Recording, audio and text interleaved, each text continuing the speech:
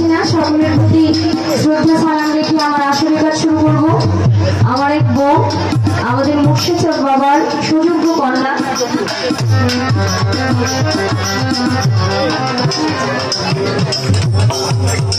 সালমা আপা, ওনার প্রতিও সালাম রাখছি। সকলের প্রতি সালাম রেখে এলাকার মই মুরব্বিয়ান যুবক ভাই, পর্দার আড়ালে মা বোনেরা, আপনাদের প্রতি আমার সালাম রইল। আমি আপনাদের খাদিজা মাঝহার, সকলের কাছে দোয়া চাই, দয়া চাই। আমাদের চ্যানেল যারা আছেন আপনাদের প্রতি সালাম রইল। আসসালামু আলাইকুম ওয়া রাহমাতুল্লাহি। বিশেষ করে আকাশে যে চাঁদ, এই চাঁদের গুরুত্ব অনেক। আজকে মহরমের 8 তারিখ। আসলে এই মহরমের চাঁদে